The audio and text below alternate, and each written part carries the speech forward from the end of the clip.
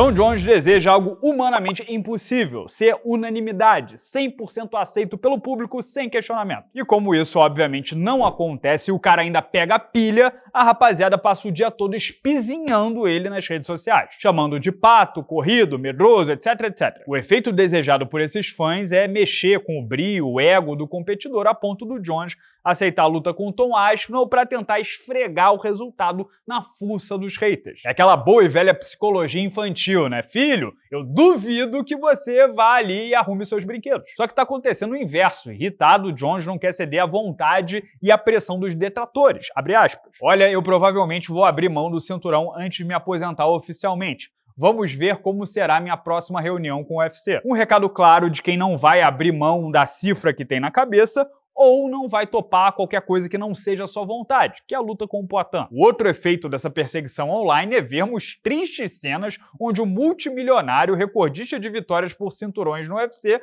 bate boca e se autoafirma a perfis anônimos diariamente. Abre aspas. Loucura como ser chamado de pato ainda paga melhor do que vocês, haters de internet, ganharão na vida toda. 2 lutas em 4 anos e ainda sou um dos maiores nomes do esporte. Não se chama ter medo, se chama vencer.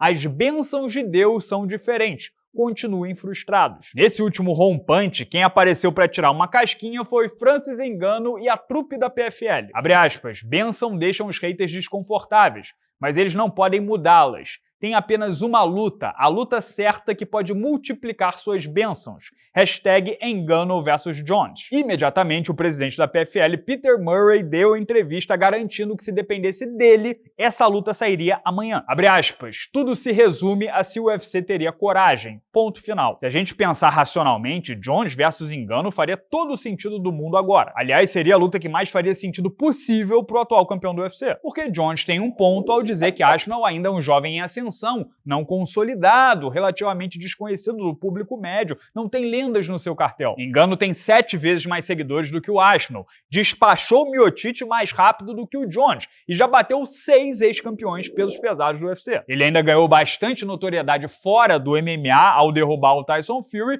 e nunca perdeu o cinturão dentro do octógono do UFC. E se o problema do Aspinall for a juventude, vale notar que o Ngannou é mais velho do que o Jones. Então, fora o Aspinall que ele não quer, Ngannou é o único desafio de respeito, peso pesado legítimo, que traria credibilidade ao Jones. Ele teria a dupla capacidade de incrementar o legado e deixar os haters calados sobre o Tom Aspinall, né? Porque é um desafio compatível, até maior. Para o predador camaronês, esse desafio é uma verdadeira boia de salvação no MMA, porque a PFL simplesmente não tem ninguém relevante a oferecer. O campeão do GP essa temporada, o natural próximo desafiante seria o russo Denis Goltsov, que foi nocauteado pelo Renan Problema no passado. O cara tem 15 mil seguidores no Instagram, não tira 3 fotos se passar o dia no centro de São Petersburgo, sua cidade natal. Nesse cenário, Francis está afadado a fazer lutas de boxe até se aposentar. A PFL, então, seria disparada a maior interessada nesse casamento. Os caras venderam 10 mil pacotes pay-per-view nos Estados Unidos nessa última luta do Francis e tem uma conta de 10 milhões de dólares para pagar toda vez que ele sobe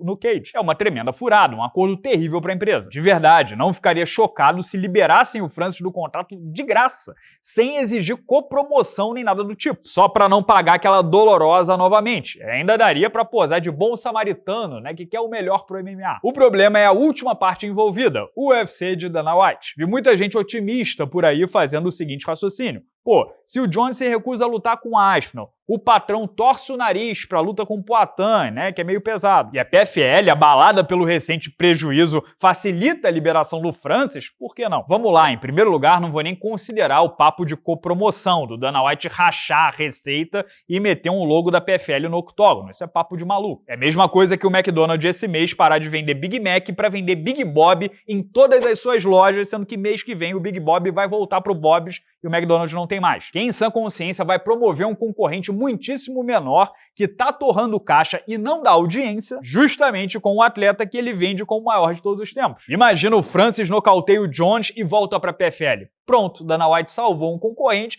que, por conta própria, provavelmente faliria. Então a única possibilidade remota de sair algum acordo é a PFL liberando ele de volta pro UFC. Só que Dana e Francis se detestam. O presidente levou aquele frustrado processo de renovação pro pessoal. Chegou a dizer publicamente, com todas as palavras, que Francis não é boa pessoa e que não vai trabalhar mais com ele. E 2. Francis, a essa altura do campeonato, toparia não ganhar os 10 milhões de dólares do atual contrato, podendo fazer algo parecido se for lutar boxe? Ainda que a resposta seja sim, ele quer lutar com o Jones por qualquer preço, se ele vai lá e nocauteia o Jones, é ruim pro UFC de qualquer maneira, porque é um cara em fim de carreira manchando o imaculado cartel do melhor de todos os tempos. Só não digo que é 100% impossível isso tudo acontecer por causa de um homem, Turki bin Abdul Mohsen Al-Sheikh. O Sheikh Al-Turki, ministro do entretenimento da Arábia Saudita, que tem caixa infinito, cheque em branco e ama Francis Ngannou. Tanto que assinou os 2 maiores cheques da carreira dele, as lutas contra Anthony Joshua e Tyson Fury. Esse mesmo cara é cliente preferencial e futuro sócio de Dana White. Porque além de pagar inéditos 20 milhões de dólares por Fight Night na Arábia Saudita,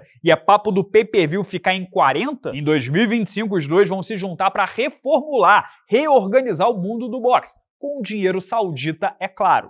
O Sheikh Al-Turki também é um dos principais investidores da PFL. Então, se esse magnata de exatos nós pede a liberação de um lado, faz o subsídio da bolsa do outro e pede essa gentileza pro amigo Dana para um evento na Arábia Saudita, por que não?